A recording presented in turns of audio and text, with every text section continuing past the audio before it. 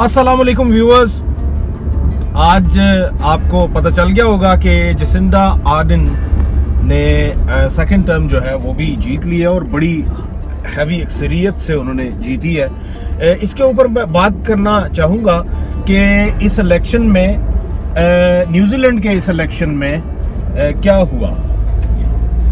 इस इलेक्शन से बिल्कुल पहले आपको पता है कि न्यूजीलैंड की जो इकोनॉमी है वो भी इतनी अच्छी नहीं चल रही। उसकी वजह ये है कि कोरोना की वजह से ऑब्वियसली कोविड-19 जब से आया तो सारे ममालिक की, पूरी दुनिया के जो ममालिक हैं उनकी इकोनॉमी पे बुरा असर पड़ा एंड न्यूजीलैंड की इकोनॉमी ऑब्वियसली उस पर भी बहुत बुरा असर पड़ा।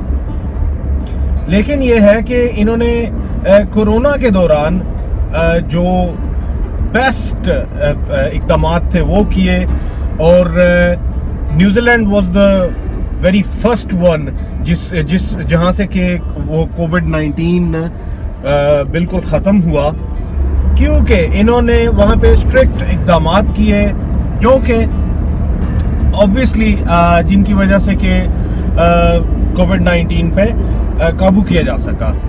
उसके साथ साथ ये है कि अपोजिशन पार्टीज ने न्यूजीलैंड में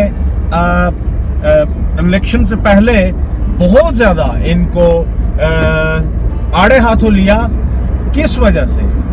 वो इस वजह से कि उनके मुताबिक इकोनॉमी बहुत बुरी है, ये हो गया वो हो गया और जीडीपी इंक्रीज नहीं हो रहा और ये फेल हो गई है, इसकी पॉलिसीज फेल हो गई हैं।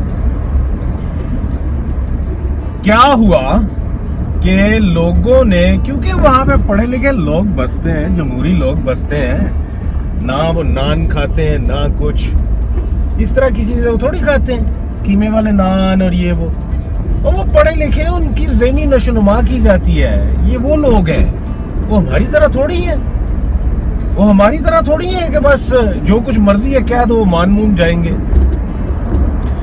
उन्होंने जो पिछली दफा वोट दिए थे उससे भी ज्यादा दिए हैं और उनका कहना यह है कि इकोनॉमी के साथ तो जसिंडा का कुछ लिया दही ही नहीं है। इकोनॉमी अगर बैठी है तो वो तो कोरोना की वजह से बैठी है। It's common sense, it's common sense जो कि वहां पे बहुत ज्यादा कॉमन है और हमारे यहाँ नहीं है। उसकी वजह यह है ना कि हम लोग जागीरदार जो है वो क्यों नहीं पढ़ाता अपने वोटर को, क्योंकि उसको पता है मैंने अपने वोटर को पढ़ा दिया, उसने मुझे वोट ही नहीं देना, उसको अक्ल आ जाएगी, इसलिए जागीरदार नहीं पढ़ाता। साथ में ये है कि इसीलिए नवाज शरीफ जैसे और इस तरह के जो सियासतदान हैं, जो पहले करप्ट सियासतदान, उनको पता है कि इनको मैंने शऊर दे दिया, जमहूरी शऊर दे दिया, तो ये तो हमें कभी भी नहीं लाएंगे दोबारा से। तो ये चीज वहां पे न्यूजीलैंड में हुई और कितनी आला मिसाल है जमहूरियत की। ये है जमहूरियत की मिसाल। इस जमहूरियत के लिए बाहर निकलना चाहिए। ये कोई नानों वाली जमहूरियत के लिए बाहर नहीं निकलना चाहिए, या वो वाली जमहूरियत जो कि आपको कस्में और वादे दे के और उसके बाद ये है कि आपके नाम पे कर्जे ले लेके और वो एवनफील्ड फ्लैट्स बनाते रहे। वो वाली जमहूरियत नहीं चाहिए। और जैसे उनको पता चले कि मेरी करप्शन पे फड़ी गई है और इमरान खान नहीं मान रहा है एनआरओ पे, तो उस वक्त उनके जहन में सिर्फ एक ही चीज आती है, अवाम को ही लेके आते हैं उनके ऊपर, फिर थोड़ा सा खर्चा कर देते हैं। Almost 11 million dollars, American dollar इस वक्त तक एक मोहतात अंदाजे के मुताबिक लग चुके हैं मियाँ साहब के साहबजादों ने ये लगा दिए हैं। किस चीज के लिए? अपनी करप्शन बचाने के लिए, हुकूमत को डीरेल करने के लिए, ताकि हुकूमत कमजोर हो और वो एनआरओ दे। ये चीजें हो रही है। और वहां न्यूजीलैंड में अवाम ने पिछली दफा जो वोट दिया था उससे ज्यादा वोट दिया। अपोजिशन क्या चिल्लाती रही कि इकोनॉमी तबाह कर दी इसने। उसने कहा भाई इकोनॉमी जो है वो इसने तबाह नहीं की, वो तो कोविड ने तबाह की, और वो तो पूरी दुनिया का यही हिसाब है, क्योंकि ग्रोथ हो नहीं रही।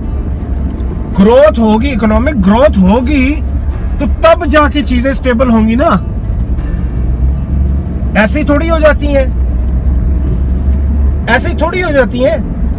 तब चीजें स्टेबल होती हैं जब आपकी एक प्रोडक्शन लाइन हो प्रॉपर, वो चालू हो। आगे ये है कि आगे आपके मुल्क की प्रोडक्ट्स बिक रही हो। अगर आपके मुल्क की प्रोडक्ट्स ही नहीं बिक रही, अगर आपके मुल्क की प्रोडक्शन लाइन ही ठीक नहीं है, अभी पूरी दुनिया में डिमांड ही नहीं है, अभी वहां पे माल जा ही नहीं रहा, वहां पे तो किस किस्म की आप इकोनॉमिक एक्टिविटी चाहते हैं? जितना कुछ कर हो सकता था वो तो उन्होंने किया। और ये पाकिस्तान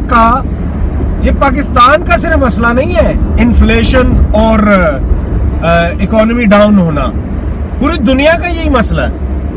इस वक्त कोरोना की वजह से पूरी दुनिया को ये मसला है। उसकी वजह ये है कि आपको पता है कि जब प्रोडक्शन कम होती है तो चीजों की प्राइस ज्यादा होती है। Same is the case with few bureaucrats, जान के इस हुकूमत को फेल कर रहे हैं। उनको पता है कि सिस्टम इस तरह का है कि असी तो मर जाएंगे। मेरे जो पहले वाले ऑफिसर्स थे उन्होंने तो 6-6, 7-7 इस्लामाबाद में प्लॉट बना के कोठियां बनाई हैं। मैं क्या बनाऊंगा? बच्चे मुझे कहेंगे तुम तो बड़े फेलियर थे। वो सारे के सारे, उनको भी वही सिस्टम सूट करता है जो पिछला था। जितने ब्यूरोक्रेट्स हैं उनको पिछले वाला सिस्टम सूट करता था, जिसमें कि खांचे लगते थे। आने वाली नस्लों के लिए, 10-12 नस्लों के लिए कुछ छोड़ के जाते थे। ये जब भर्ती होते हैं ना तो इनके ज़हन में ये नहीं होता कि पहली तनख्वाह जो है वो 70,000 होगी, 7 लाख सोचते अगले, और उनको पता होता है कि हमने कैसे कमाने हैं। सिस्टम ही यही है। इक्का दुक्का अफसर होंगे जो कि जाते होंगे और कहते होंगे यार मैं कितने पास गया। इनमें से काफी रिजाइन करते हैं सिर्फ इस वजह से क्योंकि वो पहले ये सोच के जाते हैं कि मैं नेक पास आऊंगा। जब वहां पे सिस्टम देखते हैं तो वो कहते हैं कि यहाँ पे नेक पास सही वाला तो हिसाब किताब ही नहीं भाई। सिस्टम का हिस्सा बनो, अगर नहीं बनोगे तो सिस्टम तुम्हें बाहर निकालेगा। इससे पहले कि सिस्टम तुम्हें बाहर निकाले, अगर तुम में हलाल की रत्ती है तो तुम खुद ही रिजाइन कर दो। वो कर देते हैं, काफी सारे इनमें से कर देते हैं। सो ये मसला है, जसिंदा को वो ले आए हैं। और ये होती है कौमें, ये होती है जमहूरी सोच। जमहूरी सोच जो है वो नान खा के भांगड़े पाने से नहीं होती। और आप एक जगह तो आप ये कह रहे हैं कि सिंधी बलोची हम सारे पाकिस्तानी हैं, हम सिंधी बलोची नहीं है। दूसरी जगह आप कह रहे हैं कि समंदर जो है वो पाकिस्तान का नहीं है, ये बलूचिस्तान का और सिंध का समंदर है। तजाद देखिए अपनी बातों की। शर्म करनी चाहिए। जैसे ही खाने की जरूरत होती है 5 उंगलियां बराबर कर लेते हो, वैसे कहते हो 5 उंगलियां बराबर नहीं। ये खाई पी से निकलो खाई पी से। ये जितने जलसों पे भांगड़े डालना शुरू कर देते हैं ना कीमे वाले नान खा के, तुम अपने आप को भी तबाह कर रहे हो, अपनी आने वाली नस्लों को भी तबाह कर रहे हो, और हमें भी बीच में रगड़ रहे हो जो कुछ समझते हैं। जिनको कुछ समझ है उनको भी बीच में रगड़ रहे हो पकड़ के। अजाब में डाला हुआ है अपनी कमअकलियों की वजह से। तुम तो बेवकूफ हो ही, जाहिल हो ही, पूरे मुल्क को साथ में रगड़ा दे रहे हो।